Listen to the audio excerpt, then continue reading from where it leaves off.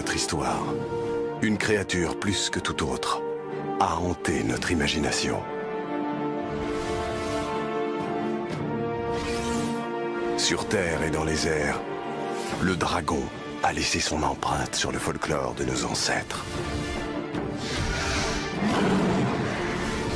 Mais qu'en serait-il si ces histoires fantastiques étaient plus que des mythes? Qu'en serait-il si les légendes disaient vrai?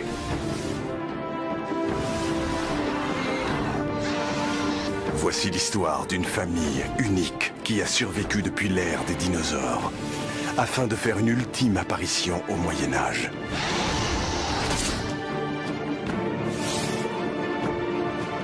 Voici une exploration scientifique d'une espèce remarquable. Voici l'histoire naturelle d'une des créatures les plus extraordinaires qui ait jamais existé. Dragon.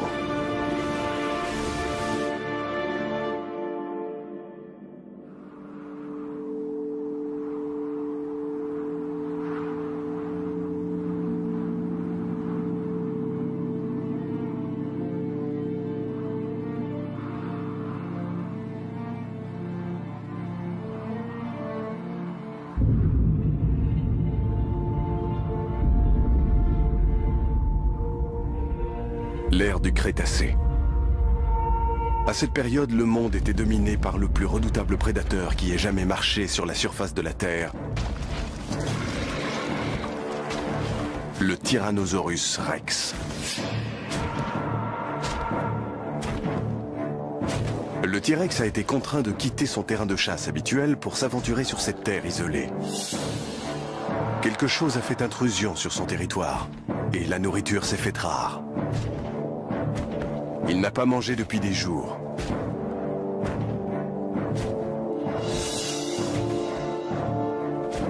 Enfin, une proie potentielle. Mais le T-Rex est prudent. Il n'avait encore jamais vu une telle créature auparavant.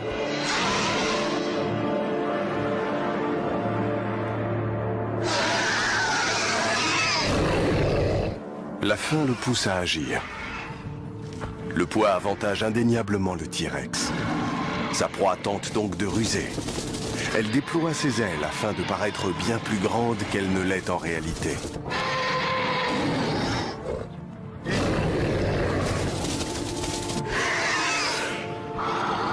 Mais le T-Rex n'est pas dupe. La créature emploie alors une tactique différente.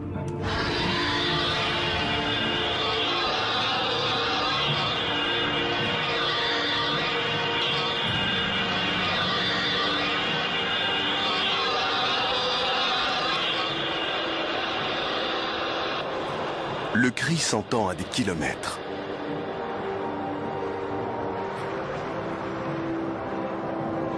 Pour les oreilles sensibles du prédateur, ce son est une souffrance intolérable.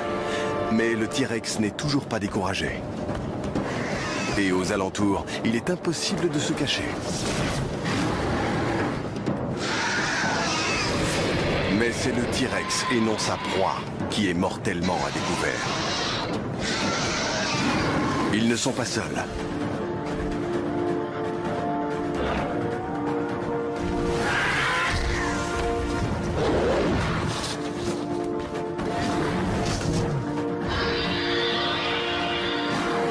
C'est une femelle adulte.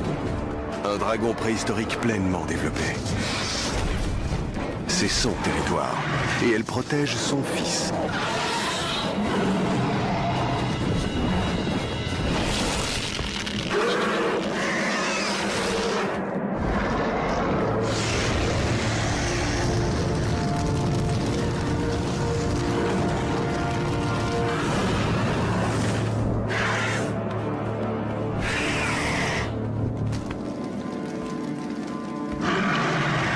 Le tyrannosaure ne passera pas la nuit. Mais la mère aussi est grièvement blessée. Avec une aile cassée, elle n'est plus en mesure de chasser pour se nourrir, elle ou sa progéniture.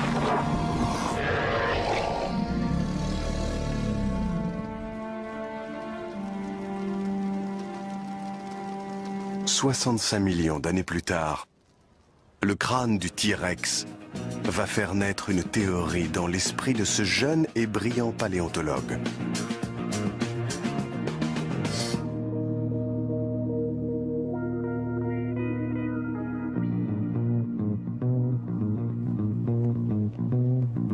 Ceci est un des 3 seuls crânes de T-Rex parfaitement intacts que l'on ait jamais découvert.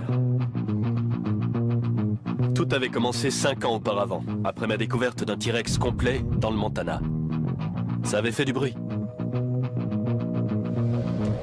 Dr. Jack Tanner, paléontologue, devenu célèbre du jour au lendemain. Mais ensuite, j'ai tout gâché. J'ai sous-entendu l'existence d'une créature improbable. Voyez-vous, le crâne de mon T-Rex avait été endommagé de façon très explicite. À mes yeux, ces marques étaient la preuve qu'il avait été attaqué par un prédateur non répertorié jusque-là par la science. Cette preuve était indiscutable. Je tentais donc d'en convaincre tout le monde. La nature de ces 3 marques nous suggère que ce crâne a été enfoncé par 3 objets extrêmement pointus, en arc de cercle. Il s'agit d'une forme de cerf.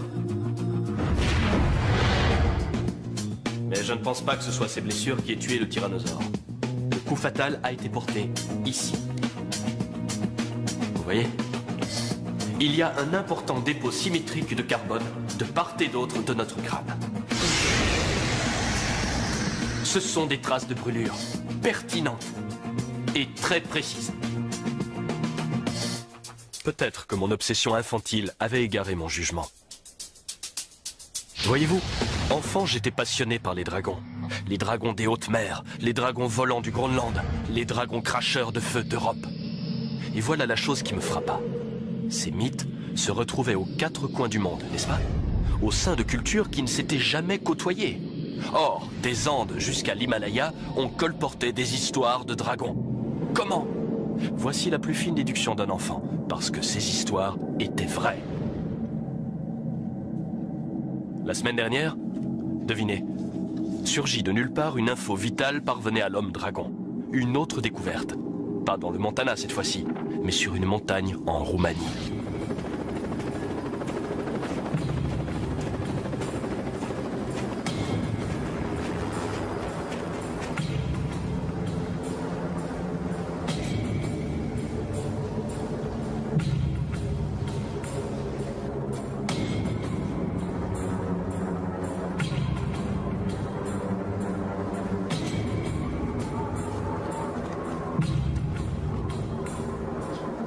Des skieurs hors piste étaient tombés dans un entrelac de grottes de glace.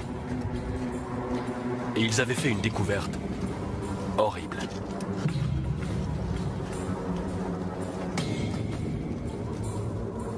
Un cadavre. Et qui ne portait pas le dernier cri en matière de tenue de ski. Il était ancien. La police ne pouvait rien tirer d'un cadavre du XVe siècle. Ça concernait des historiens, pas des inspecteurs. Mais les policiers étant ce qu'ils sont, ils ne purent résister à l'envie d'inspecter les lieux.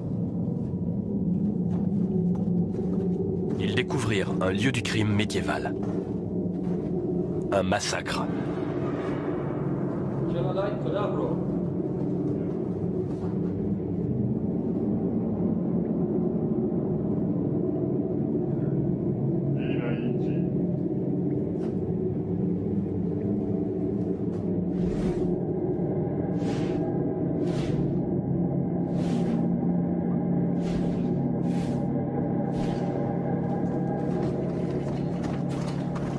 Ils s'enfoncèrent encore plus dans la grotte et le regrettèrent rapidement. Je ne sais pas comment on dit dragon en roumain, mais quelqu'un prononça le mot.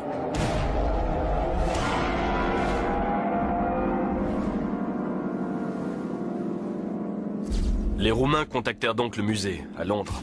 C'est un canular ou quoi? Le musée était des plus réticents. Il avait une réputation internationale à soutenir. La chose arriva à mes oreilles, et je me dis que j'étais l'homme de la situation. N'ayant pas de réputation, je n'avais donc rien à perdre.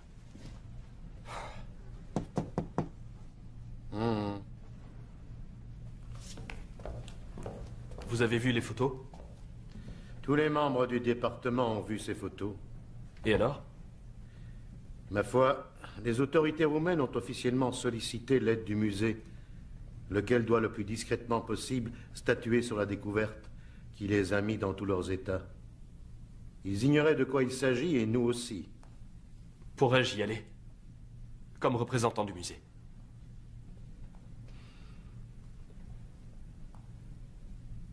Je convoque le comité.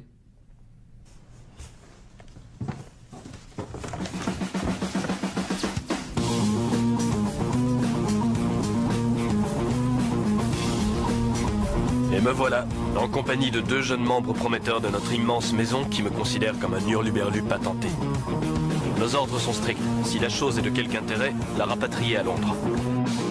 Si c'est un canular, présenter ses excuses et rentrer. Si l'affaire s'ébruite, je passe à la trappe. Je suis perdant dans les 2 cas. À moins, mais il y a une chance sur 1 million, que ce ne soit pas un canular. Peut-être qu'alors je pourrais redorer mon blason.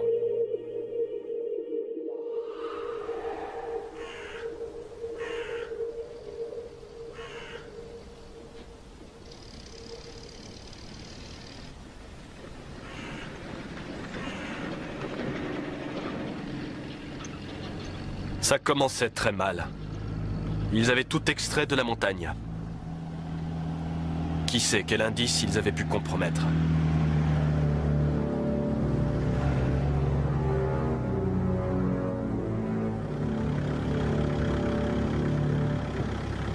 Nous étions dans un trou perdu, dans une morgue de fortune aménagée dans un hangar mangé par la végétation.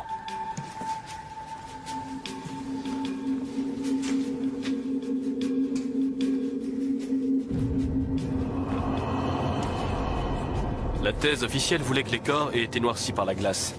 Mais je m'interroge.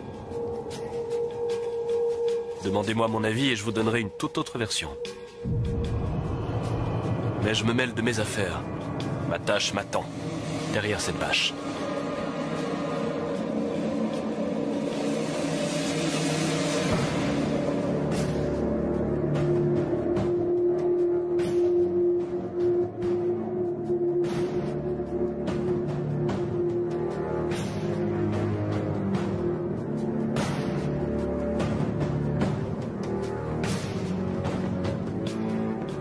On ne nous avait pas prévenus pour la carcasse. C'est imposant.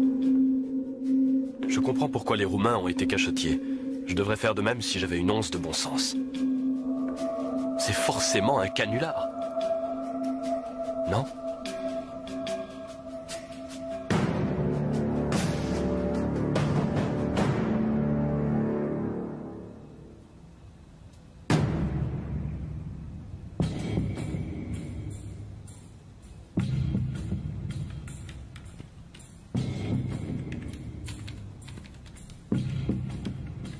Entrons dans le vif du sujet. Il est minuit 5, nous sommes le 25 juin.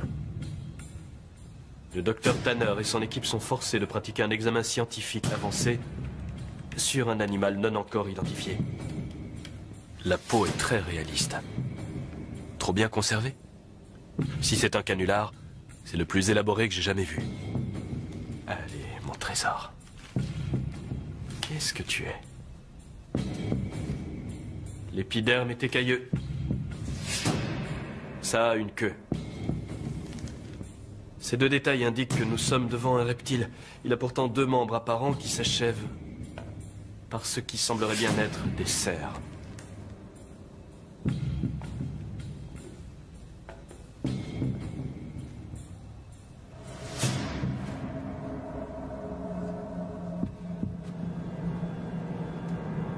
Ce sont les caractéristiques générales.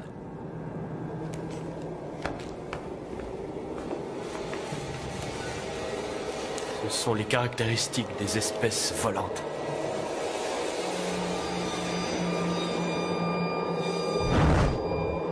Cette chose pouvait-elle vraiment voler?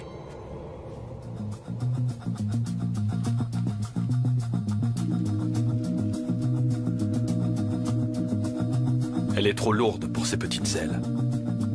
elle n'aurait pas pu générer la poussée nécessaire pour soulever sa carcasse du sol. Et oui, pour voler, il faut obéir aux lois de la physique. Il y a un lien direct entre le poids, la puissance et l'envergure.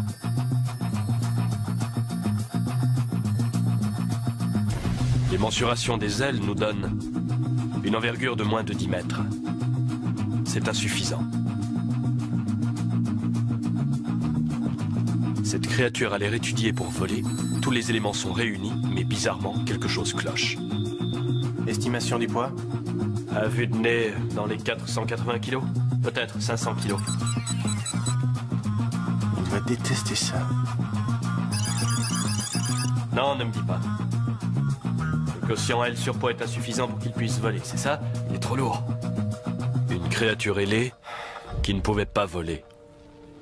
Il y avait de quoi être troublé. 2 semaines ont passé depuis que sa mère l'a sauvé du tyrannosaure. Et le jeune dragon a des ennuis. Sa mère est morte. Sa blessure à l'aile s'étant avérée fatale. Il ne sait pas voler. Et sans personne pour aller chasser pour lui, il mourra lui aussi. L'odeur de la carcasse de sa mère attire des charognards. Pour l'instant, il n'y a que des ptérosaures. Mais qui sait quelles autres créatures seront attirées par l'odeur? Ce dragon a perdu sa mère à un moment délicat. Il doit apprendre coûte que coûte à voler tout seul avant qu'il ne soit trop tard. Et s'il parvient à décoller, ce sera grâce à l'un des plus incroyables tours de force de la nature. Le mystère s'épaississait de minute en minute. Le scanner interne montrait un cœur énorme. C'est propre aux créatures volantes. Les muscles du poitrail ont besoin d'une grande quantité de sang riche en oxygène. Les os aussi sont parfaitement étudiés pour voler. La structure interne des os est caractéristique. Elle est alvéolaire. On remarque ces structures légères sur les squelettes des oiseaux. Leurs os sont solides, mais pourtant assez légers pour voler.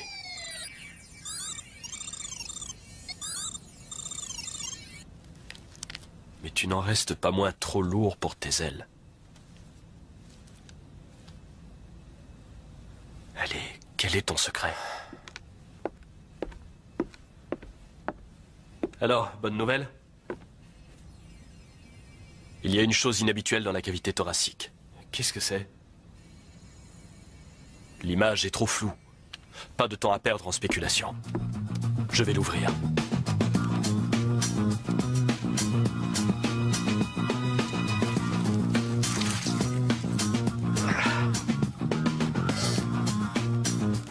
Le mystère s'épaissit encore. Une seconde paire de poumons? Mais il n'y a pas de structure interne. Des vessies? Peut-être. Elle devait contenir quelque chose. Passez-moi une seringue, s'il vous plaît.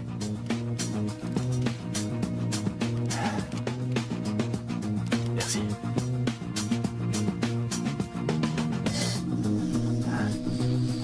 C'est du gaz? Analysez-moi ça.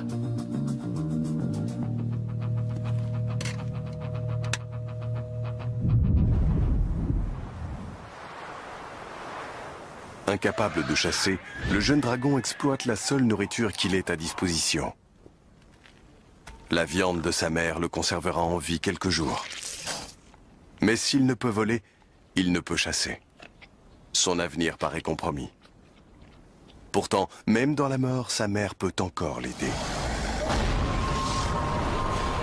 Dans leurs entrailles, toutes les créatures recèlent des bactéries qui les aident à assimiler la nourriture. Et ce faisant, elles libèrent des gaz. Mais les bactéries internes du dragon sont uniques et le gaz qu'elles produisent est particulier. Il est canalisé vers 2 poches de stockage, les vessies sustentatoires des dragons.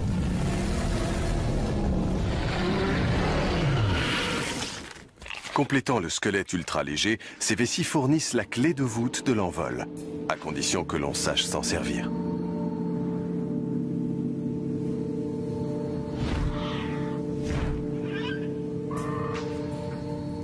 Ce jeune dragon va devoir apprendre vite. Le remugle de sa mère en décomposition a attiré la plus dangereuse des créatures imaginables. Un vieux mâle dragon. Ses cornes cassées et ses striures ternes trahissent un dragon sur la fin de sa vie.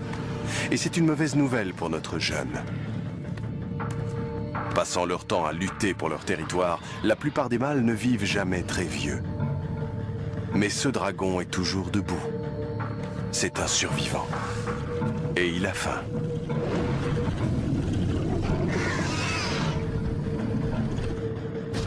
Le jeune sent qu'étant donné que celui-ci a le choix, il préfère la chair fraîche. Et cette fois, sa mère n'est plus là pour le sauver. Son seul espoir est de s'envoler.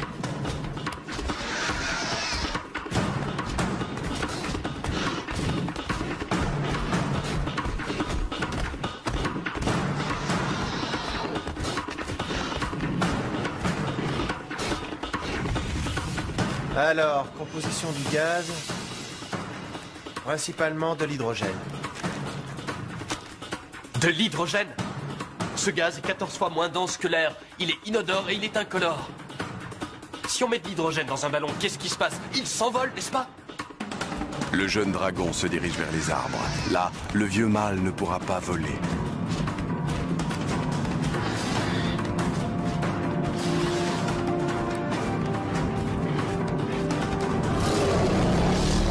À l'intérieur, le corps du jeune dragon travaille à plein rendement. Le cœur bat vite, les muscles se contractent et une quantité phénoménale d'hydrogène est collectée.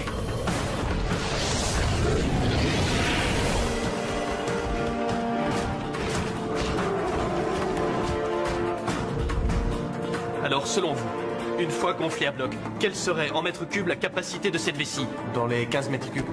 Fois 2, ça nous fait 30. Alors 30 mètres cubes entièrement remplis d'hydrogène. Ça nous donne quoi en termes de sustentation? On n'y est pas tout à fait, mais c'est possible.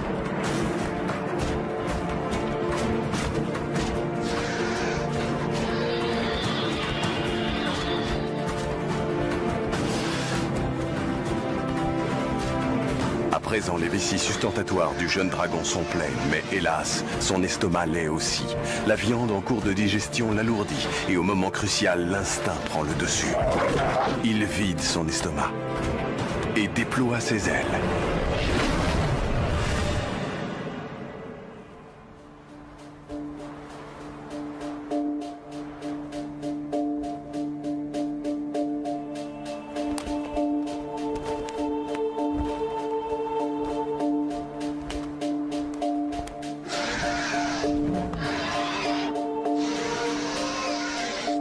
Épuisé, le vieux mâle abandonne la poursuite. Notre jeune dragon a découvert ses ailes. Juste à temps. Et pour la première fois de sa vie.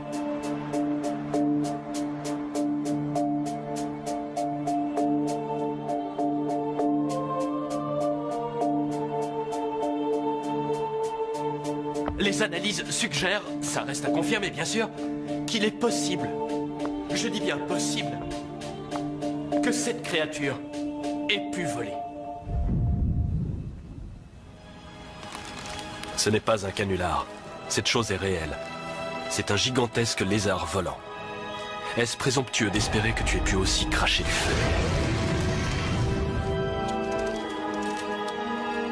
Si ça présente un intérêt, rapatriez-le au musée. C'était ça le plan. Ça représente un intérêt certain, mais voyons ce qu'on peut découvrir d'autre avant de s'en aller. Très bien. Il est temps de mettre la tête dans la gueule du monstre.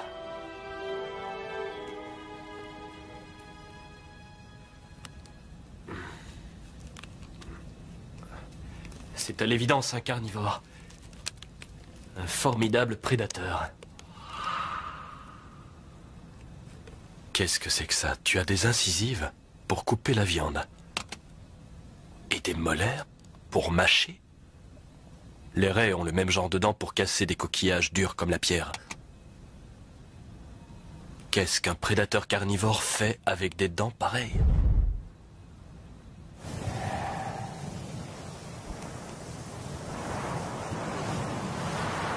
Plusieurs années ont passé.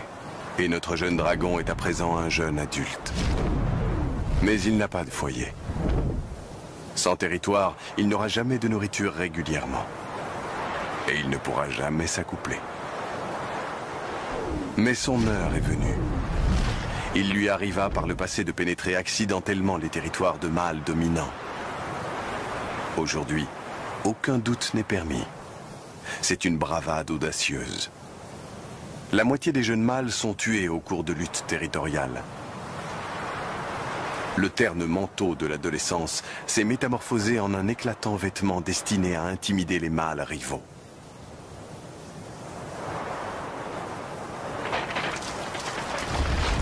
Mais avant de se faire connaître, il emmagasine les rares et précieux minéraux que l'on trouve au cœur de tous les territoires dragons. Il se prépare pour un combat titanesque. Et ces pierres seront ses atouts maîtres.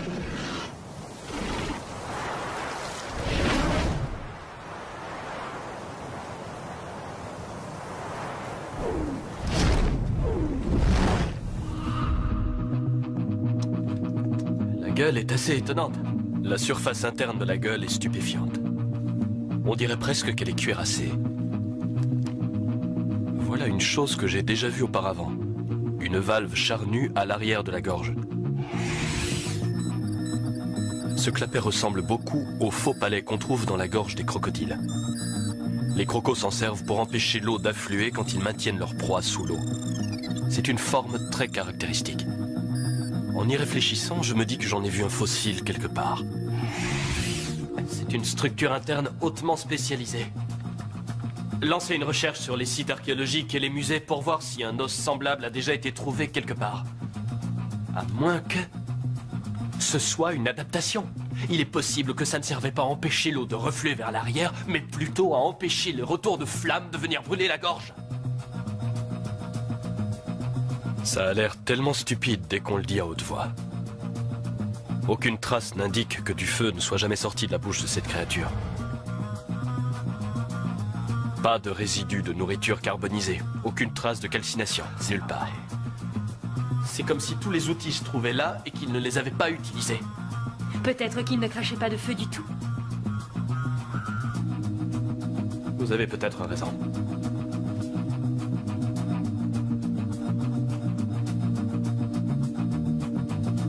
Faisons marche arrière. La nature ne se laisse pas entraver par notre manque d'imagination. Réfléchissez. L'univers naturel regorge de créatures bizarres munies d'armes pour le moins extraordinaires. Des langues en guise de lance. Formes et couleurs douées de mimétisme. Même des lassos. Mais une créature crachant du feu. Et pourtant, voici le scarabée bombardier. Quand cette bête est en colère, elle projette un liquide à une température de plus de 90 degrés. Comment s'y prend-il? En pompant un liquide combustible dans une chambre à réaction où un catalyseur l'enflamme. Le produit chimique explosif n'a d'autre solution que de s'échapper en faisant boum. Est-ce ainsi que les dragons s'y prenaient?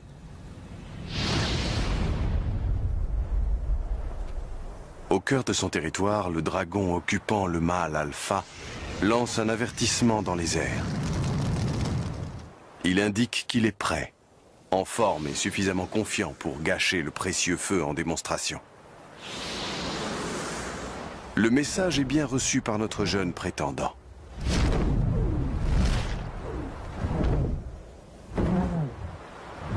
S'il veut avoir la moindre chance de remporter ce duel, il devra être au mieux de sa forme, car les risques sont énormes. Un territoire acquis n'assure pas uniquement la subsistance. Il fournit aussi une chose que tout jeune mâle nécessite s'il veut laisser sa marque sur les générations futures. Des femelles.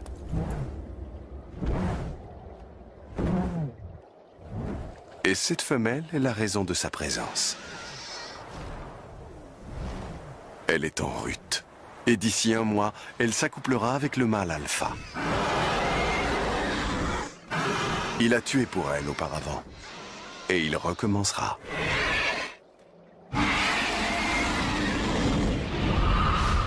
Très bien. Commençons par le début. Que nous faut-il pour produire du feu? Un carburant et quelque chose pour l'enflammer. Un système de mise à feu. Il nous faut une source de chaleur et un matériel combustible. Comme du gaz? Ah. Bon, et qu'avez-vous dit qu'il y avait là-dedans? De l'hydrogène et du méthane. Ouais, c'est ça. Comment avais-je pu être aussi bête? Il me faut une source de chaleur, comme un briquet.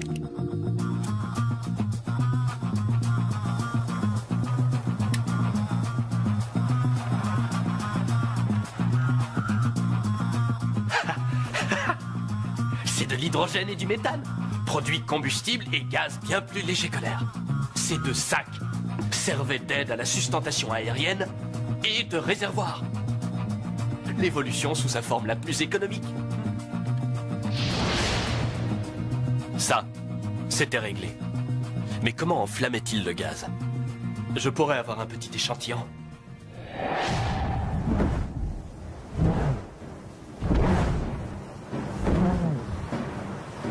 Le mâle alpha est un foudre de guerre expérimenté. Il n'a rien à prouver et a perdu les couleurs vives qu'arborent les jeunes prétendants.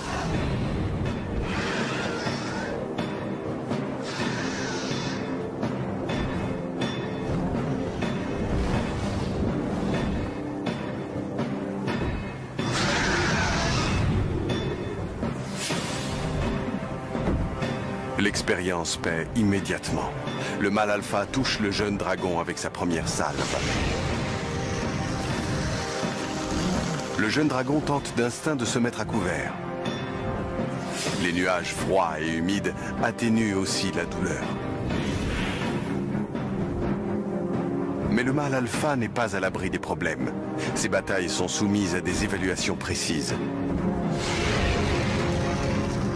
L'hydrogène qui alimente ses rafales est le même qui le maintient en l'air. Chaque bordée de flammes réduit un peu plus sa mobilité. Le prétendant semble avoir accepté la défaite. Il se dirige vers les frontières du territoire. Il semble que la fuite soit maintenant sa seule chance de salut. Le mâle alpha se rue à sa poursuite. Il préférerait l'achever tout de suite. Mais il a sous-estimé son jeune adversaire. Le jeune est plus rapide, plus agile, et qui plus est, en pleine possession de ses moyens pour ouvrir le feu. Que dites-vous de ça?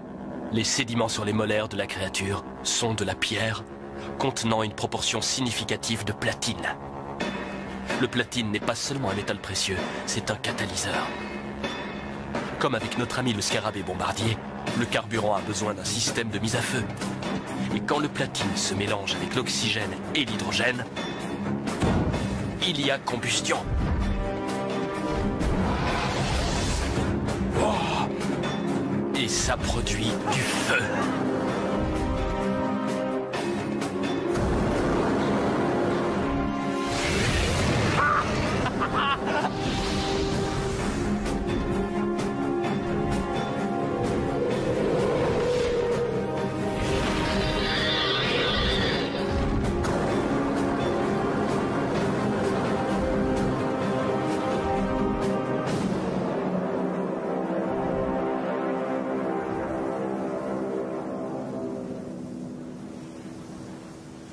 Notre jeune prétendant a triomphé. La femelle se prépare à accepter son nouveau suzerain dragon. Toute sa vie durant, il avait combattu les éléments. Et enfin, il avait gagné. Ma théorie s'avérait être fondée. Et tu en étais la preuve. Tu pouvais voler et tu pouvais cracher du feu. Il y a 65 millions d'années, un de tes ancêtres a tué mon tyrannosaure. Mais comment ton ancêtre a-t-il survécu alors que les dinosaures se sont éteints? L'histoire naturelle de notre planète m'indique que c'est tout bonnement impossible. Il y a 65 millions d'années, au zénith de l'ère des dragons, une chape s'abattit impitoyablement sur le Crétacé.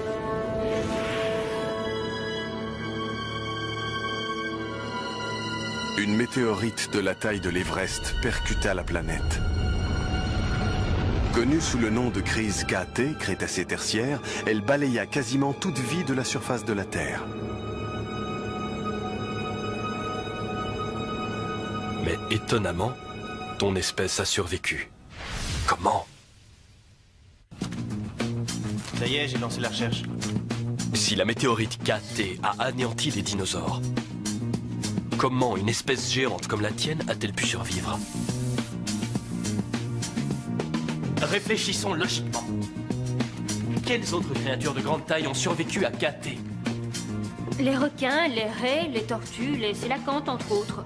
Et qu'ont-ils en commun? Ce sont des formes de vie marine. Oh, et les crocodiles aussi. Les crocodiles. Le faux palais se retrouve chez les crocodiles. Des narines protubérantes, suggérant une créature capable de tenir sa proie entre ses mâchoires et de respirer tout en étant entièrement immergée. Mais cette créature ne nageait pas, elle volait. Elle avait des ailes et des serres et non des pieds palmés, sous-entendant que le palais devait être une relique de l'évolution. À un moment dans leur lointain passé, les ancêtres de cette créature ont vécu sous l'eau. C'est cela qui t'a préservé de l'extinction.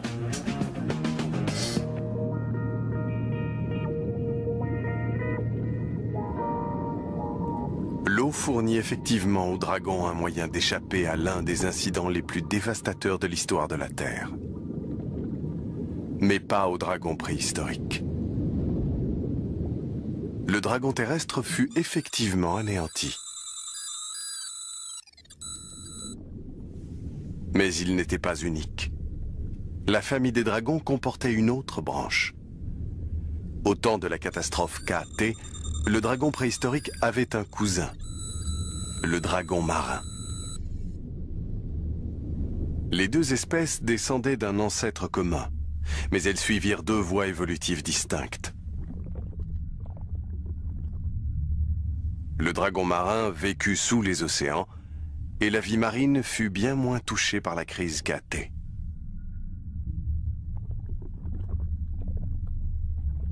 Fruit de l'évolution, les vessies sustentatoires devinrent des vessies natatoires. Les grandes ailes se réduisirent et s'affinèrent, et leur queue devint une sorte de nageoire.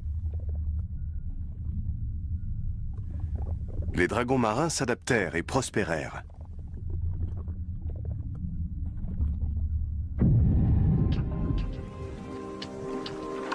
Puis, tandis que la température globale montait et que la Terre renaissait, certains dragons marins réinvestirent les eaux peu profondes.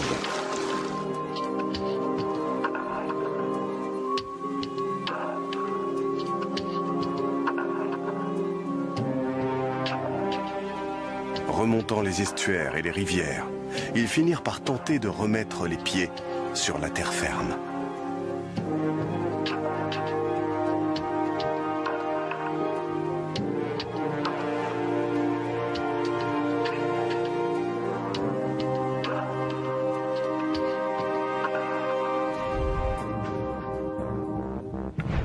Le serpent des mers. Cette légende serait-elle liée au dragon marin?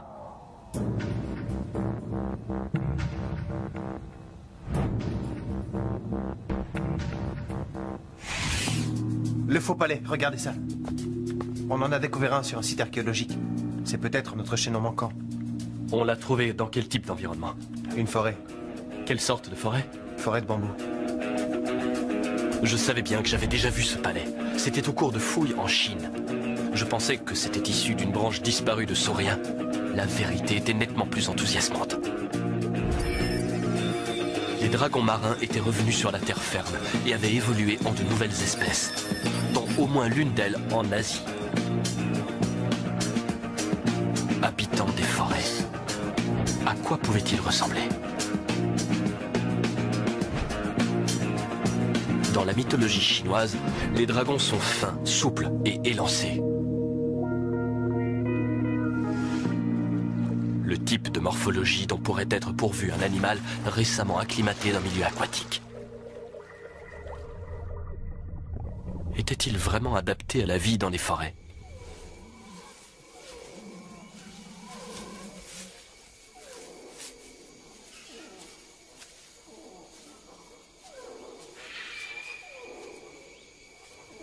dragons qui s'établirent à nouveau sur la Terre découvrirent que le monde préhistorique avait changé. L'ère des dinosaures était révolue, et un nouvel ordre d'animaux était apparu pour combler ce vide. Les mammifères. Les mammifères fournissaient de la nourriture à profusion pour les dragons. Fallait-il encore les attraper ?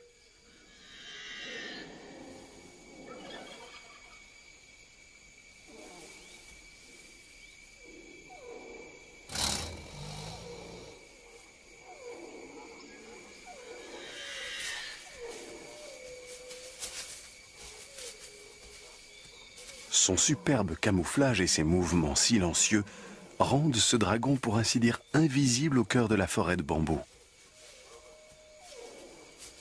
Les ailes de ce dragon sont trop petites pour l'autoriser à voler, mais ses vessies sustentatoires le surélèvent légèrement et lui permettent de glisser sans bruit sur le tapis végétal de la forêt.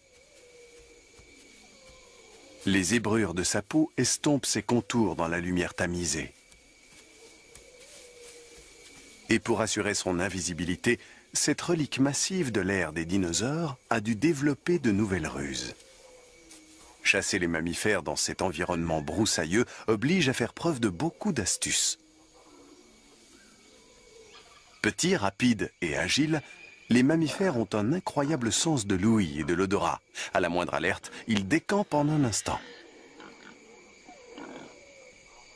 Se positionnant contre le vent par rapport à sa proie, elle reste en arrêt et écoute attentivement.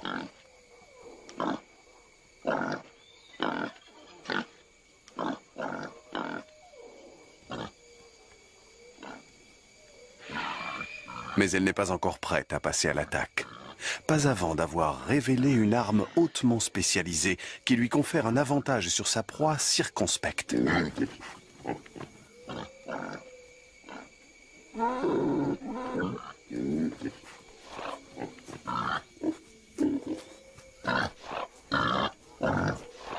Le dragon des forêts a développé une remarquable stratégie comportementale.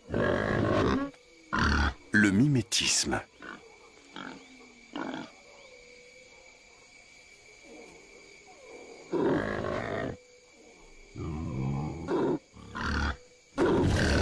En contrôlant subtilement le flux de gaz issu de ses vessies sustentatoires, il modifie sa voix et attire sa proie.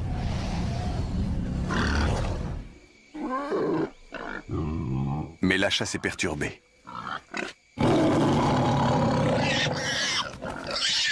Il y a un intrus sur son territoire, une créature qui s'immisce entre ce dragon et sa proie pour la dernière fois. Ce n'est pas uniquement l'invasion de son territoire qui l'a contrarié, ou la perte de son repas. Ce son est le fait d'une réelle menace émergente qui met en péril sa survie propre.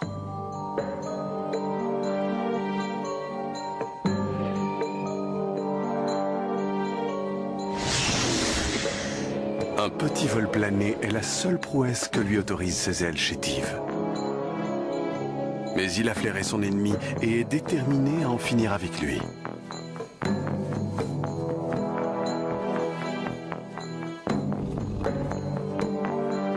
Plus petits et plus mobiles dans la forêt broussailleuse, les nouveaux prédateurs des mammifères s'avèrent être des chasseurs accomplis.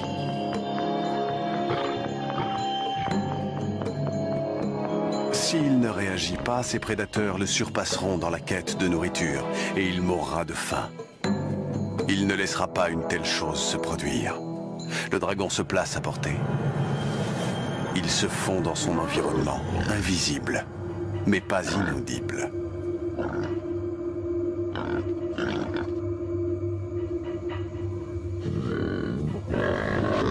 Ce son n'est pas une incitation à s'éloigner, mais plutôt une invitation à se rapprocher.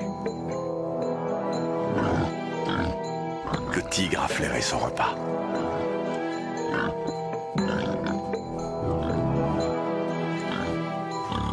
Mais c'est un chasseur prudent. Le dragon tente un subtil changement de tonalité. La proie a l'air angoissée.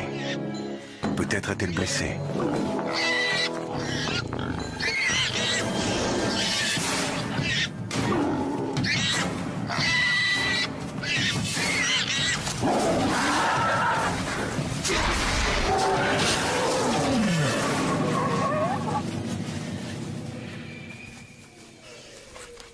tigre a mordu à l'hameçon.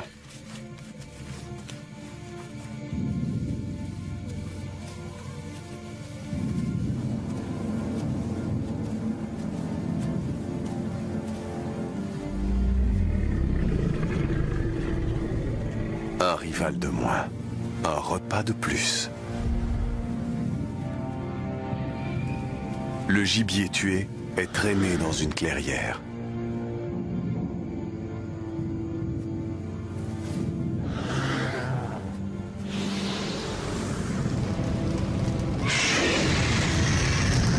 Le dragon des forêts a adapté son ancienne arme en ustensile culinaire. La viande grillée est bien plus facile à digérer. Mais les flammes attirent un autre mammifère. Une espèce qui s'avérera une bien plus grande menace pour sa survie.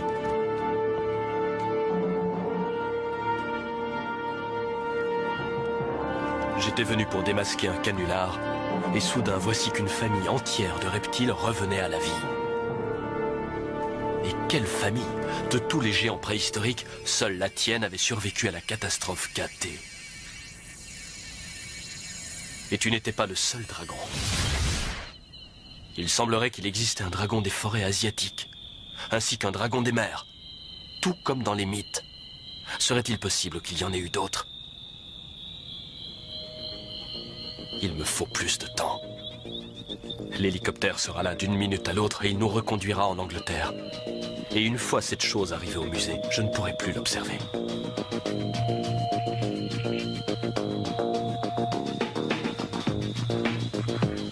Donc jusque-là, continuons à la scanner. Venez voir ça.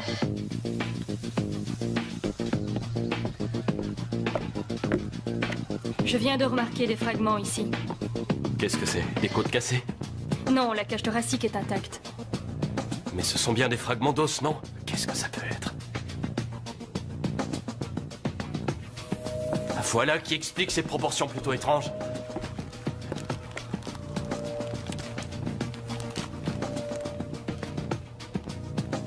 Évidemment!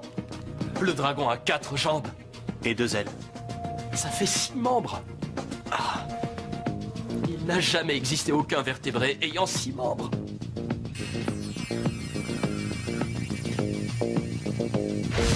Il est vrai que tous les vertébrés terrestres de la planète ont toujours eu 4 membres. Pattes avant, pattes arrière, des bras et des jambes. Et les créatures aériennes aussi, des pattes et des ailes. Ils ont tous 4 membres. Mais pas ce dragon. Il en a 6. Ça ne peut pas être une mystification, pas maintenant. Si ces pattes sont réelles, elles apparaîtront dans son ADN. Ça alors. Voilà une mutation hors du commun. Cette créature était douée d'une adaptation génétique sans précédent dans le règne animal. Et qui l'aurait imaginé dans le gène responsable de la génération des membres?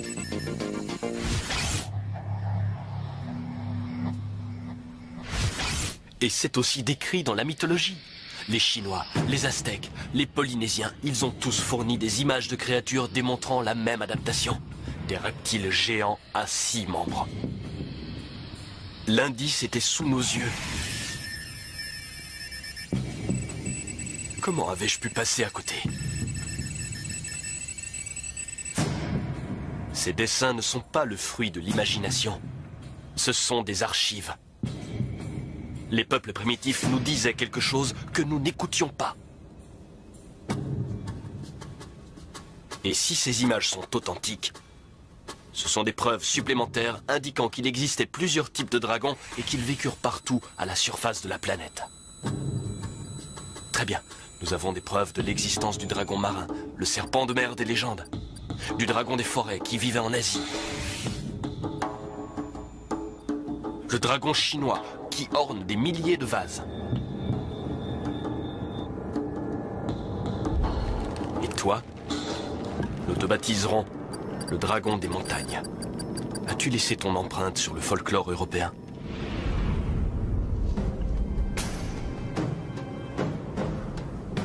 Roumanie, Iconographie des dragons. Te voilà. Représenté sur un vitrail. Les autochtones t'appelaient le diable de la montagne. La légende obéit aux lois du genre. Paysans terrorisés, troupeaux dévastés, tu crachais le feu. Un combat à mort épique eut lieu. Serait-ce une sorte de photo de toi datant du XVe siècle?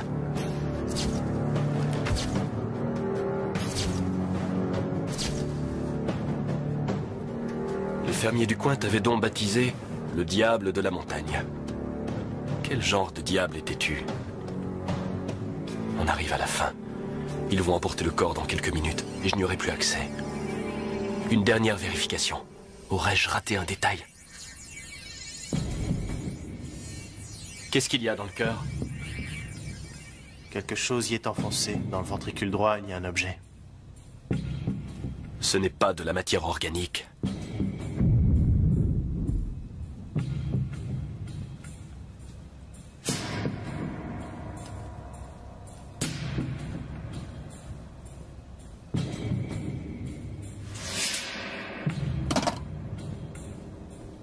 Ça pourrait être très important.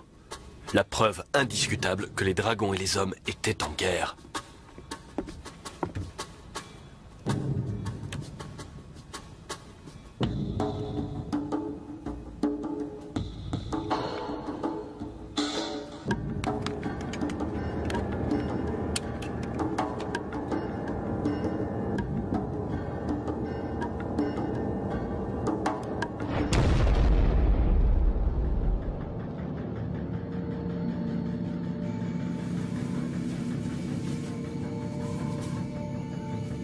Tout au long du règne des mammifères, les dragons survécurent.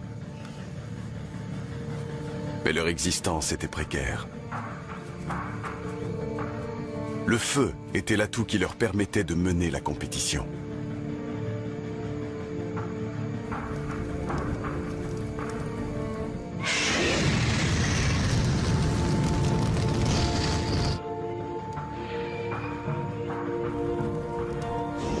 Mais avec le temps, un nouveau mammifère émergea. Petit, vulnérable, mais supérieurement intelligent.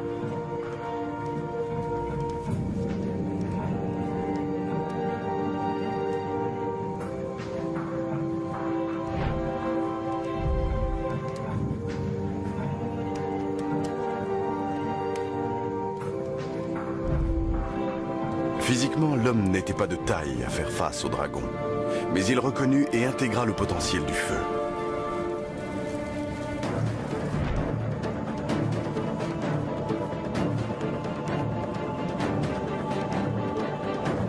Grâce au feu, l'humanité pouvait raser des forêts pour en faire des terres cultivables, fondre le métal et en faire des armes redoutables. Suite à une évolution accélérée, l'humanité allait transformer un des prédateurs les plus terribles de l'histoire naturelle de notre planète en une espèce en voie d'extinction. Elle avait retourné l'arme la plus efficace du dragon contre lui.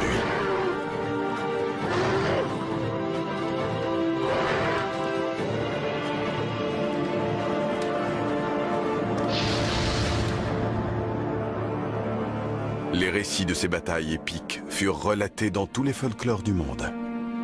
Pour culminer ici, en Roumanie.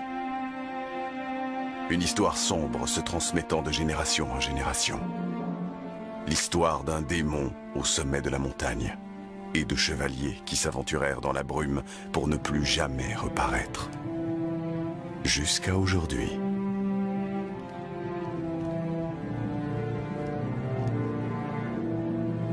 Les humains et les dragons, ennemis mortels. Si ces chevaliers étaient venus à la recherche d'un dragon, a priori ils en avaient trouvé un. Ces brûlures ne sont pas dues à la neige, c'est de la calcination. Ces hommes ont été carbonisés vivants. Par un dragon bien sûr, mais pas par le nôtre. Le dragon qui est dans cette pièce n'a jamais craché de feu.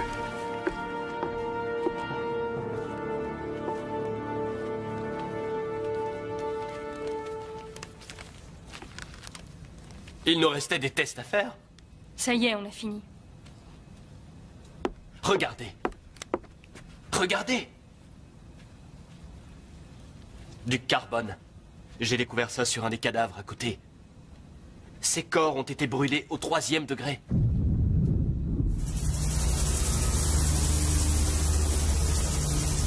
Ils ont raison, bien sûr. C'est la découverte du siècle. On ne peut pas la laisser se décomposer.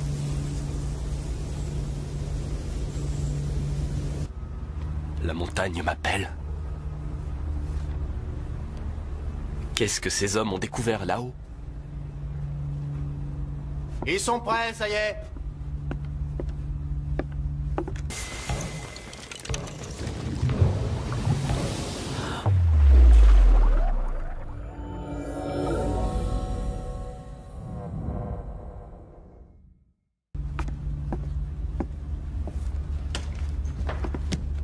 La section qui est là. Je l'interprète mal? Ce sont des organes reproducteurs, non? Ce sont des oviductes, c'est ça? De petits ovaires. C'est une femelle. Il n'y a pourtant pas de traces d'activité folliculaire. L'appareil reproducteur est immature. C'est une jeune alors? C'est un bébé. Voilà qui tranche la question. La créature dans la salle d'autopsie était un bébé.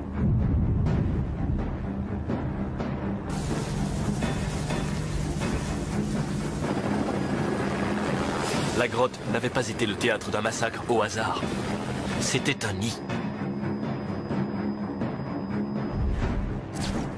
Le mythe local ressemblait de plus en plus étonnamment à une version orale très précise d'un événement réel. Les chevaliers n'ont pas été tués par notre dragon. Ils ont été tués par un adulte qui défendait probablement son petit. Le cadavre d'un dragon peut nous enseigner comment fonctionnait leur corps. Mais un nid peut nous en apprendre bien plus. Comment ils vivaient. Mon intuition est qu'au sommet de cette montagne, nous allons découvrir les preuves de l'existence d'une famille de dragons. Tanner est sur le point de démêler une intrigue qui nimbait de mystère une tragédie médiévale. Nous sommes au XVe siècle et un dragon des montagnes est menacé.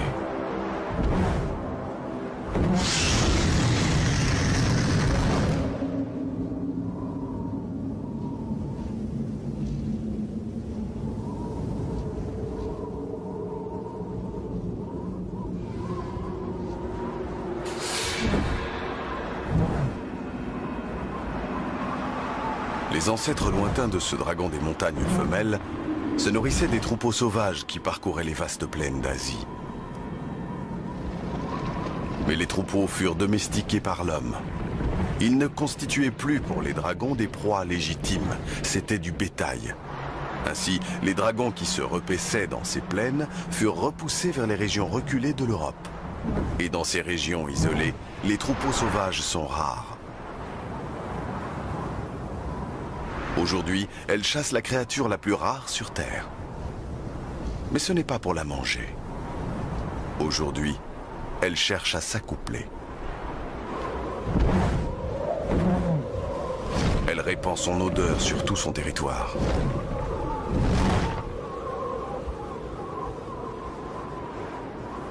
Les grands vents emportent ses phéromones au sud.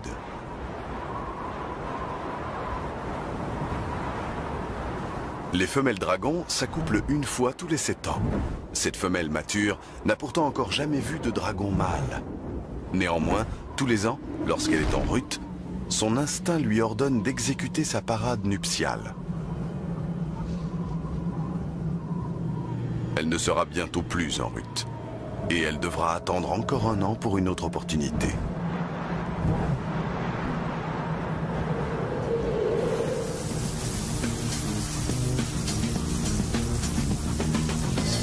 Encore un changement de plan. On a aperçu quelque chose d'intéressant à 250 mètres de la grotte.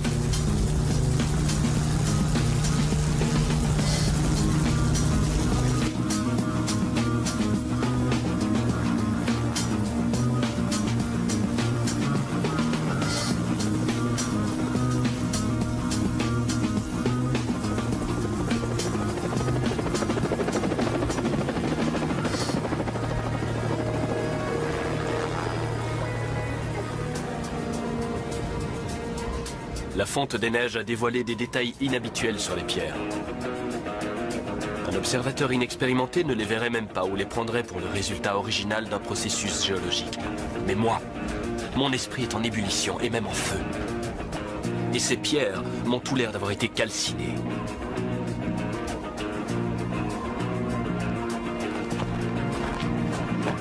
Non, on n'a pas besoin d'échantillons.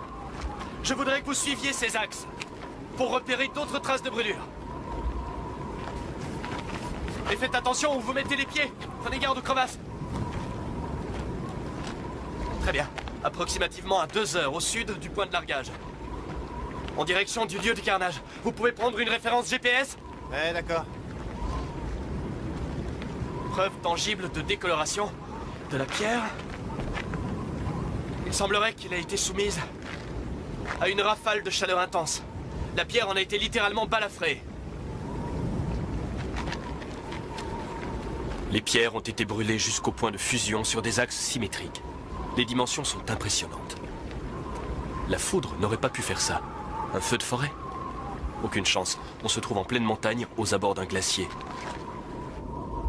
La tanière n'est pas loin. Sommes-nous sur le lieu d'une bataille?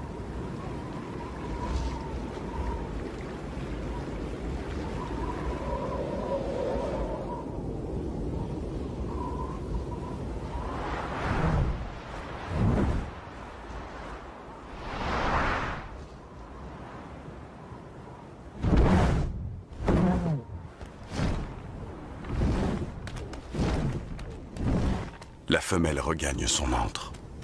Un réseau de grottes creusées à même le glacier en faisant fondre les parois.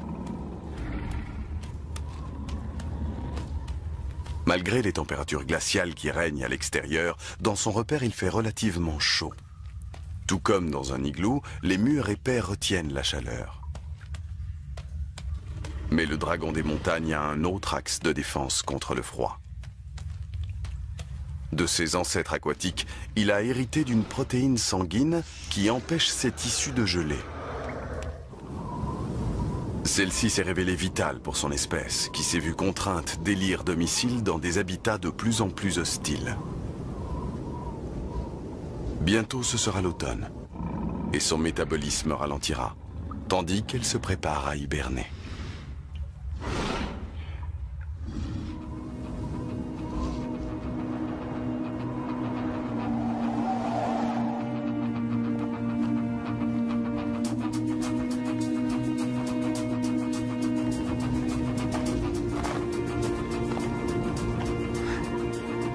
On y est.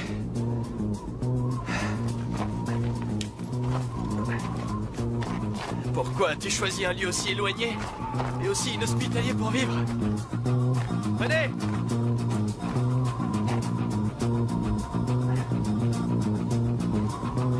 La police a mené son enquête, maintenant à notre tour. Mettez en place une cartographie ultrasonique et une grille numérique de toutes les surfaces. On doit définir clairement à quoi pouvait ressembler cet endroit il y a 600 ans. D'accord. Vous pouvez procéder à une fouille minutieuse des parois et du sol, relever les détails qui échapperaient à un œil profane et qui nous aideraient à définir la nature de la créature. Je m'en occupe.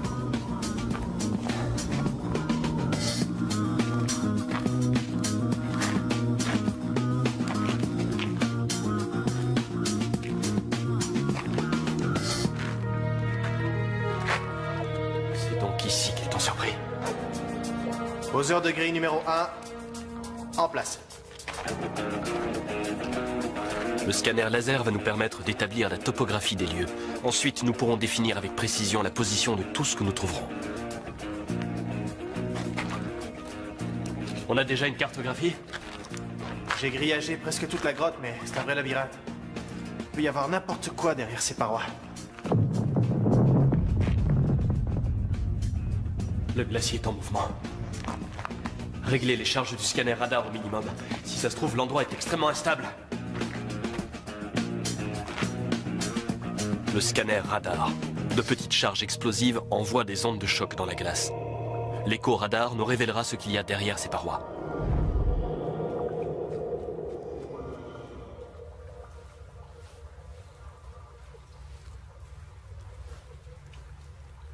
Qu'est-ce que c'est? Je ne suis pas certaine.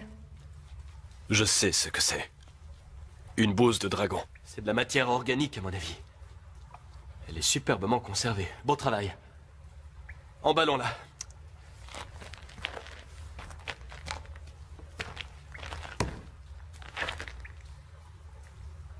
Pardon.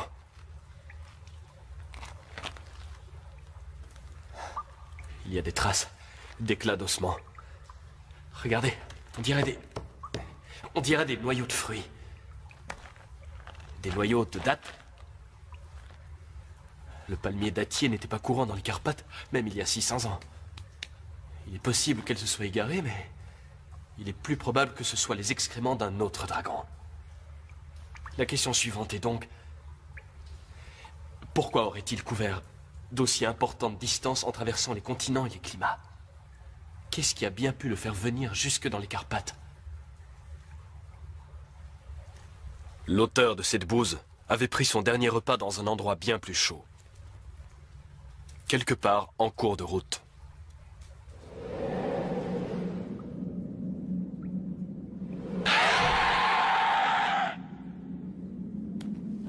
Voilà qui éveille la curiosité de la femelle.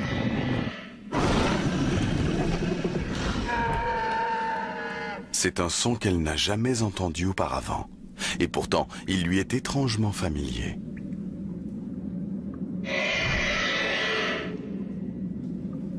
Elle veut en avoir le cœur net. C'est plus fort qu'elle.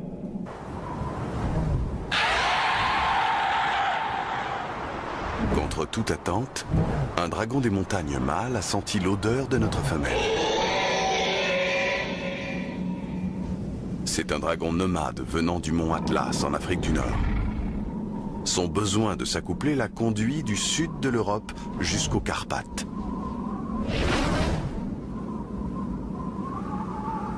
Maintenant qu'il l'a trouvé, l'instinct prend le dessus. Et les voici qui font ce que firent ceux de leur espèce durant des milliers d'années.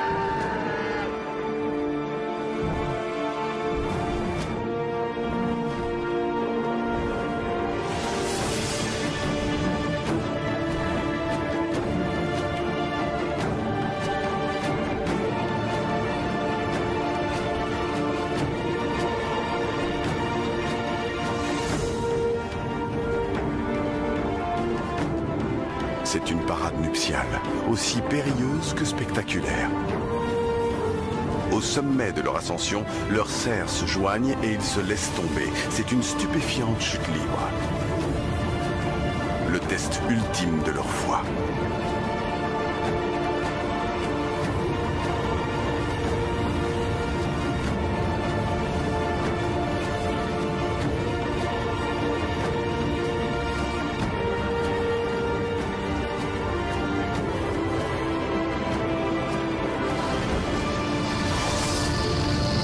Les traces de brûlures sur les pierres font office de témoignage muet d'un accouplement de dragons spectaculaire et réussi. Et une espèce en voie d'extinction fonde ses espoirs en une nouvelle génération.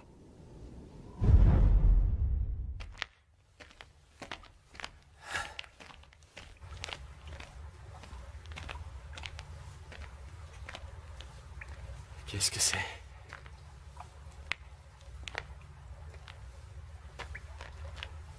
La première équipe d'investigation devait être bien trop occupée, puisque ceci lui a échappé.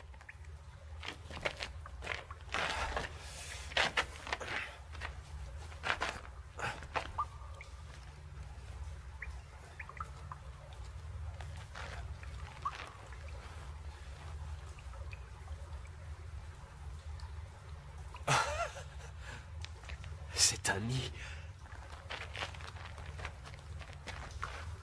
Si j'en juge par la taille et la forme des fragments calcifiés, ainsi que leur courbure, on peut sans crainte affirmer que cet œuf était d'une taille imposante. Et étant donné le nombre limité de fragments, je crois qu'on peut aussi affirmer que l'on ne pouvait incuber qu'un seul œuf à la fois dans... C'est pas vrai.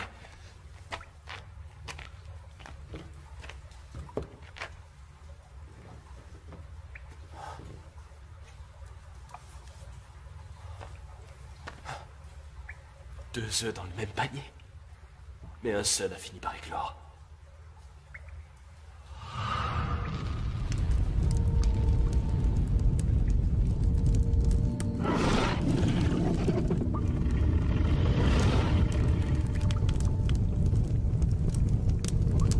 Les crocodiles enfouissent leurs œufs sous du compost actif pour les garder au chaud. Les dragons ont une approche bien plus directe.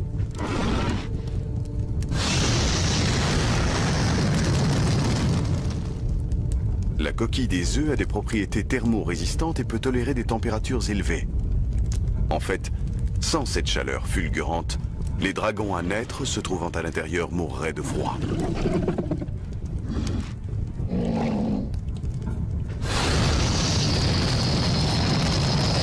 Les pierres préservent les œufs du contact direct avec les flammes, mais elles retiennent aussi la chaleur. En la relâchant progressivement sur un laps de temps assez long, elles maintiennent ainsi la température stable dans le nid.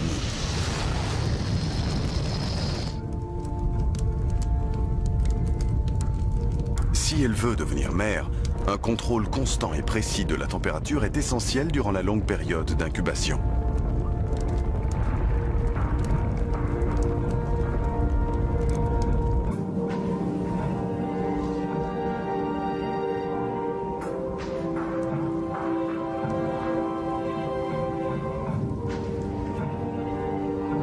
Son compagnon revient de la chasse.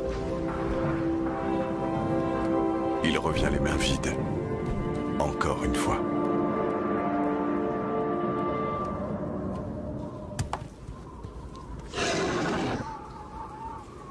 Après l'accouplement, les femelles dragons deviennent agressives, toujours sur la défensive dès qu'une créature s'approche du nid, même un compagnon. Pour compenser le manque de nourriture, il apporte un cadeau afin de l'apaiser.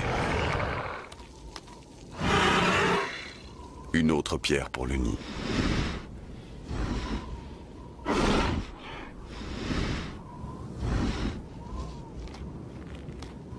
Le mâle est maintenant autorisé à entrer dans la grotte. La femelle va aller chasser à son tour.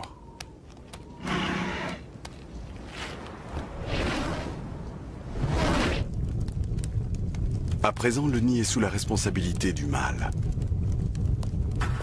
Des capteurs spéciaux sur sa langue lui permettent de vérifier la température. Si elle a chuté en dessous de 30 degrés, les embryons mourront. Et pourtant, c'est tout à fait délibérément qu'il baisse la température. Cette folie apparente procède cependant d'une méthode. Comme chez les crocodiles, la température dans le nid déterminera le sexe de la progéniture. Les températures basses encouragent le développement des femelles.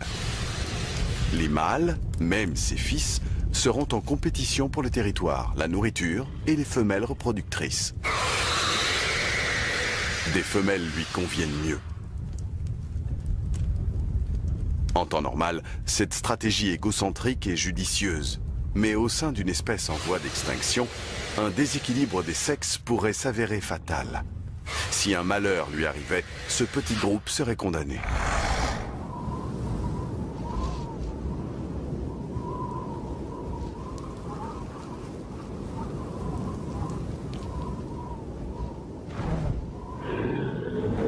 La femelle revient, elle aussi, les mains vides de la chasse.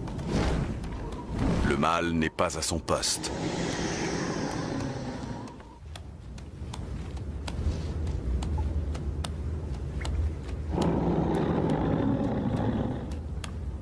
Une chose très grave s'est produite.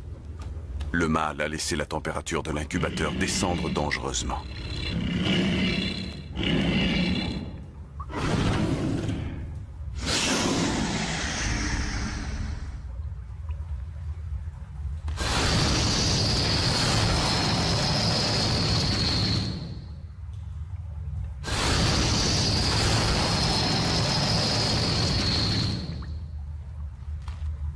Il est déjà trop tard pour l'un des embryons, mais l'autre peut survivre.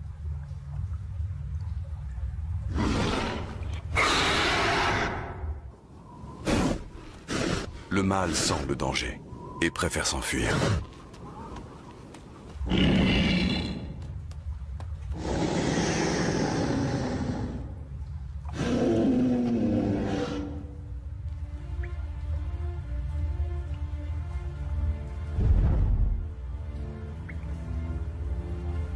La grotte continue de nous livrer ses secrets à une cadence effrénée. Des os d'un mouton domestique. Tu t'attaquais au troupeau du coin. Inconsciente, tu jouais un jeu très dangereux.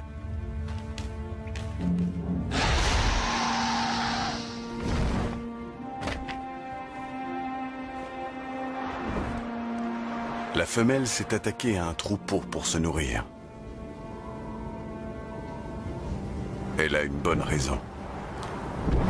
Voici sa progéniture. C'est une femelle. Et à présent, sa survie est plus importante que tout. Mais en volant dans les fermes, la mère risque de provoquer les villageois et de mettre sa progéniture en danger.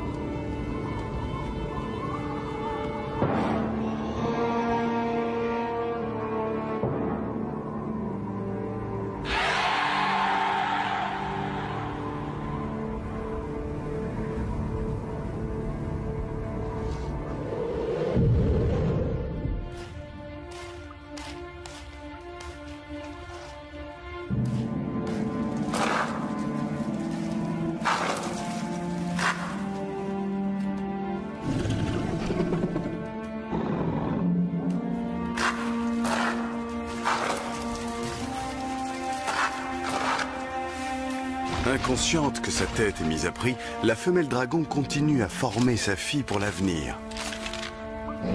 Elle lui transmet le secret du feu.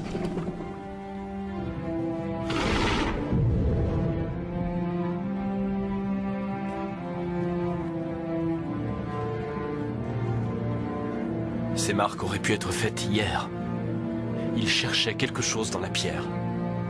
Il faut faire des analyses, mais selon moi, on va trouver du platine. Ce nid n'a pas été construit ici pour la vue.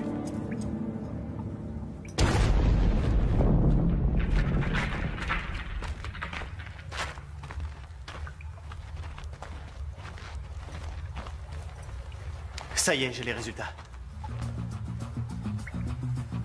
Ouais, regardez, il y a une salle là derrière.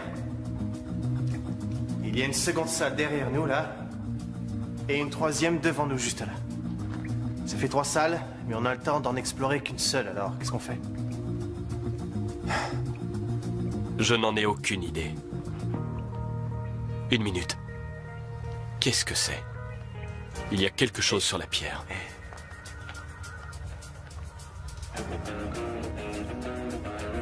Venez. Venez là.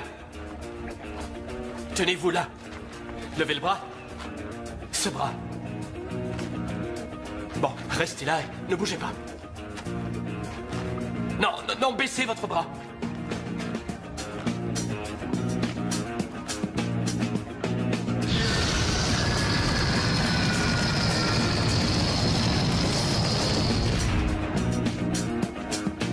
Celui ou celle qui a fait ses traces sur la pierre venait de derrière cette paroi. Préparez les VMT. On entre là-dedans.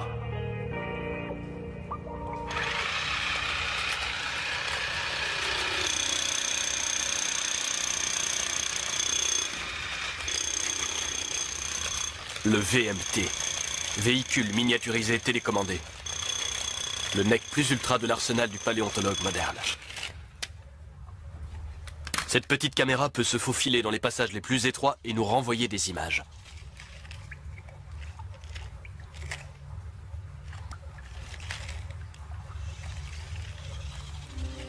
Padre nostro, che sei, sia santificato il tuo nome. venga il tuo regno, sia fatta la tua volontà, come in cielo e così in terra. Dacci oggi il nostro pane quotidiano.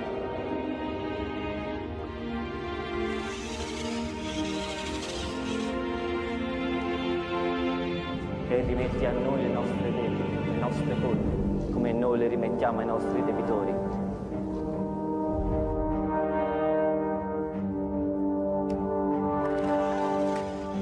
E non ci indurre in tentazione, ma liberaci dal male. Amen.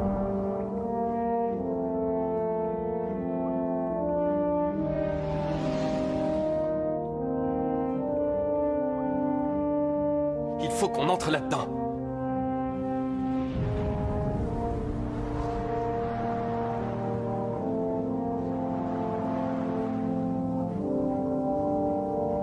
Après s'être nourris, la mère et la fille se chauffent à la chaleur du soleil. Leurs ailes captent la chaleur comme des panneaux solaires.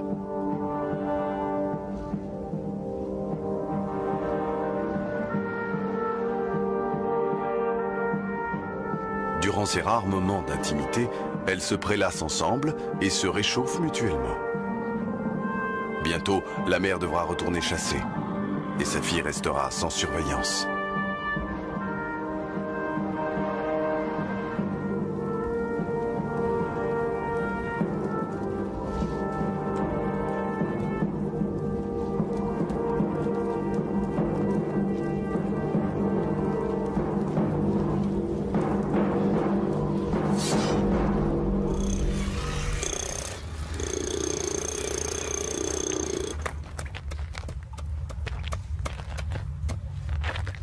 Il n'y avait pas que des chevaliers dans la morgue. Cet endroit ressemble plus à un champ de bataille. La question est de savoir si la chose qui les a tués est toujours à l'intérieur.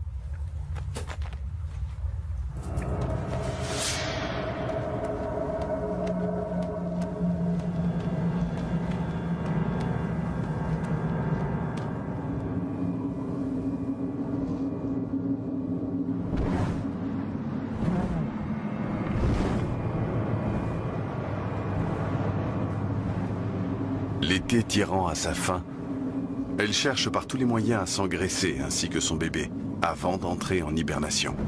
Et en désespoir de cause, elle a décimé les troupeaux des fermiers de la région.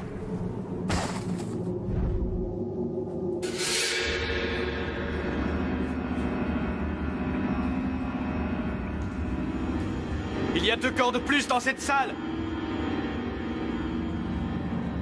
Je ne vois aucune trace de brûlure sur cela.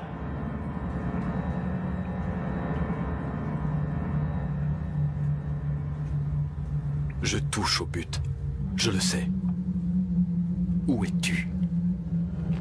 Je vois un autre passage. Je m'y introduis.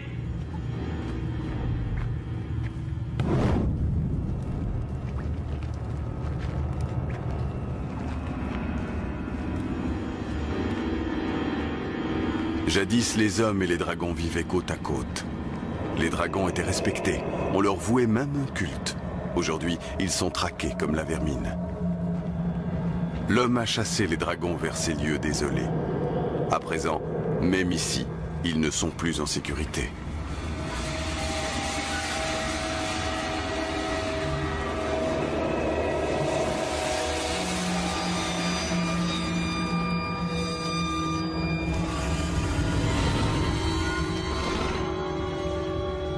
N'étant pas encore capable de cracher du feu, notre jeune dragon est vulnérable. Mais ces assassins ont entendu de tout temps parler de ses capacités dévastatrices.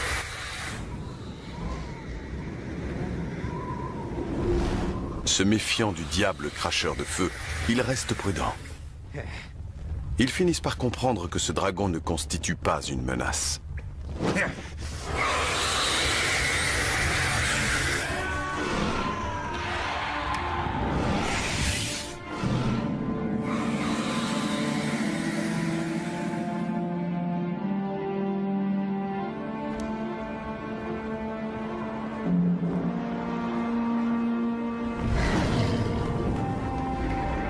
La mère revient. Mais trop tard.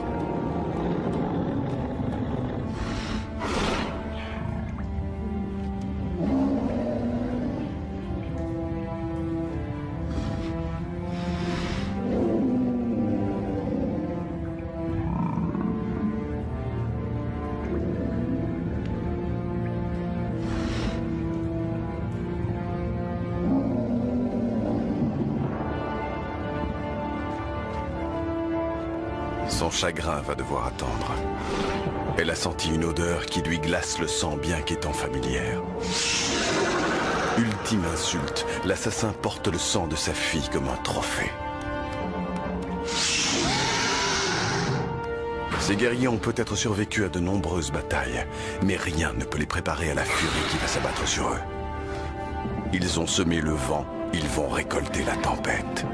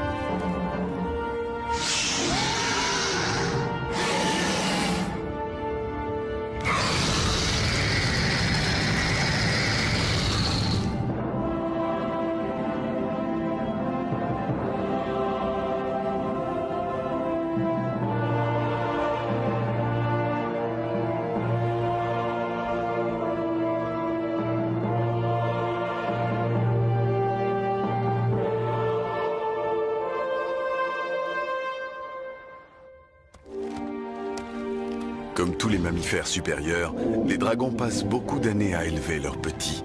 Et comme ces mammifères, leur perte les attriste.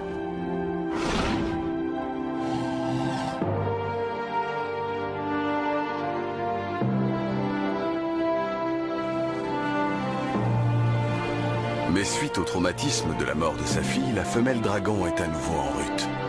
Elle est toujours accablée. Mais son corps sait que pour survivre, elle doit à nouveau s'accoupler.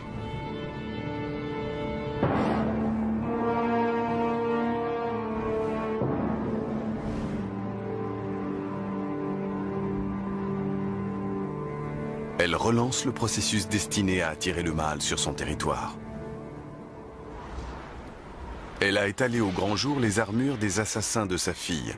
Les dragons sont naturellement captivés par les objets brillants. Les chances sont faibles, mais peut-être qu'un reflet captera le regard du mâle. Il y a de grandes probabilités pour qu'il soit mort. Il n'y a plus d'endroit où se cacher.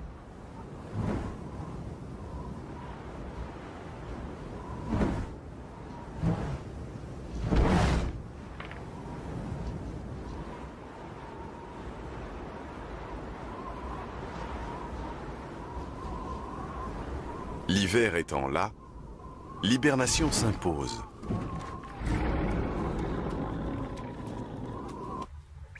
Elle devra survivre au froid, avec sa seule maigre réserve de graisse. La température de son corps chute rapidement, et elle se plonge en état d'animation suspendue. Toutes ses fonctions vitales entrent en phase critique. Et ses réserves d'hydrogène se réduisent, pour ainsi dire, au minimum.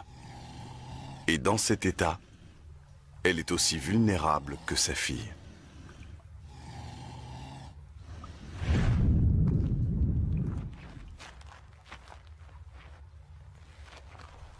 Où es-tu ?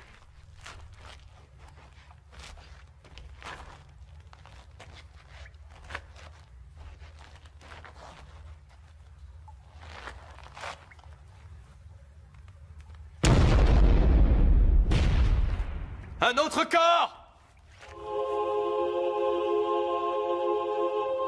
Une lance. Un corps. Écrasé par quelque chose.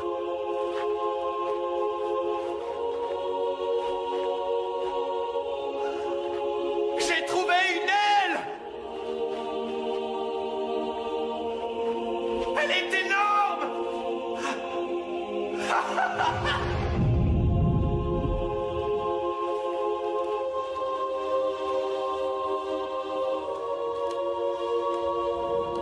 La femelle est tirée de sa torpeur. Un groupe plus nombreux a escaladé la montagne jusqu'à sa tanière. Cette fois-ci, ils sont mieux préparés. Les fermiers du village ont payé ces mercenaires pour qu'ils règlent la question.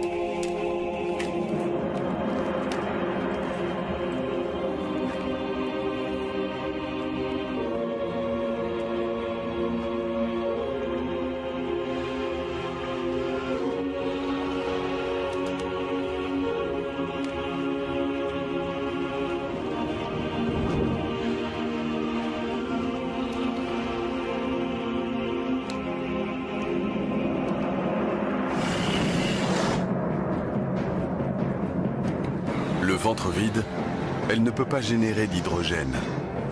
Et sans son précieux gaz, elle ne peut ni voler, ni cracher du feu.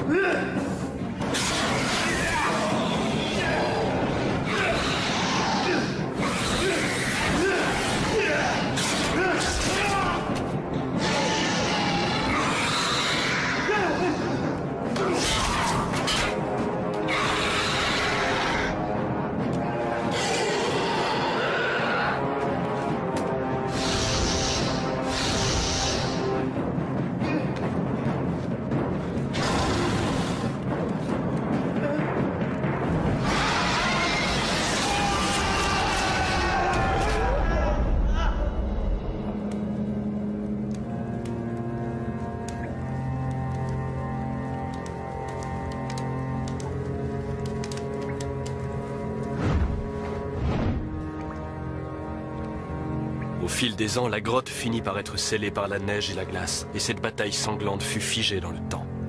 L'existence des dragons s'estompa et passa de la réalité au stade de mythe. Il en serait resté ainsi si ces deux dragons ne nous avaient pas révélé leurs secrets.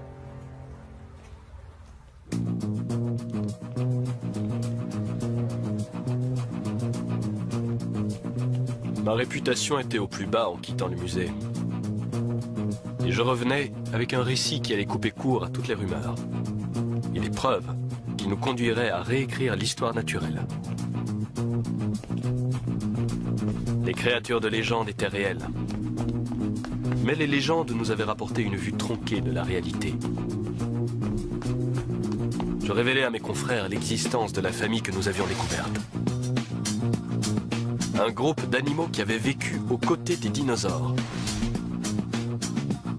Qui avait échappé à l'extinction en allant sous l'eau. Qui était reparu sur toute la surface du globe, investissant les forêts et conquérant les montagnes.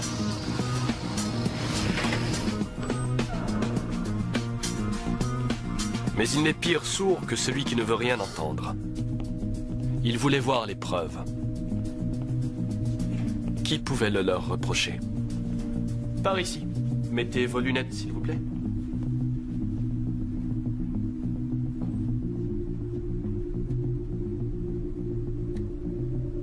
Ok.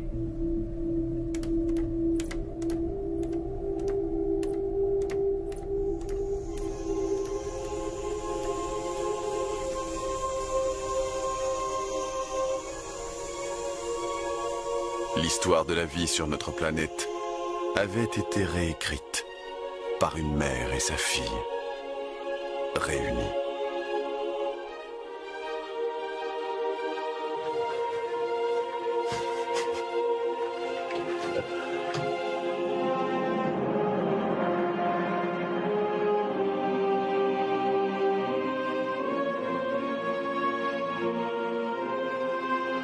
Et c'est ce qu'elle représente. Les derniers vestiges d'une lignée légendaire. Le mythe devenu réalité.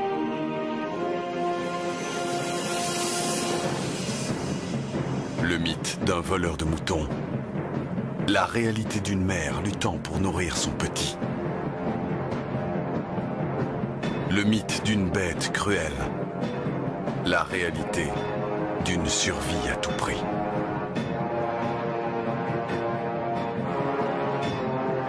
Le mythe de chevalier escaladant une montagne pour tuer un dragon. La réalité, persécution et extinction. À présent, nous devons nous poser la même question au sujet de tous les dragons de la planète. Ont-ils tous existé eux aussi? Et le plus important est de savoir si ces deux spécimens étaient bien les derniers dragons.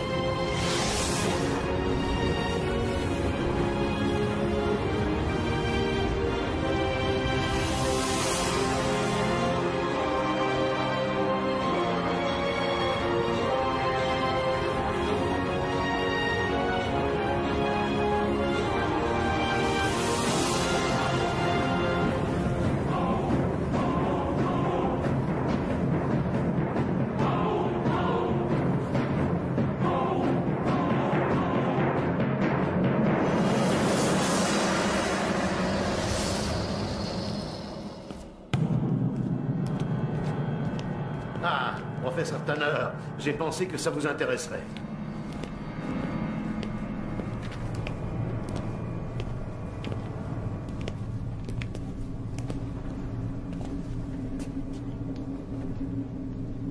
Elles ont été prises il y a 2 mois de ça.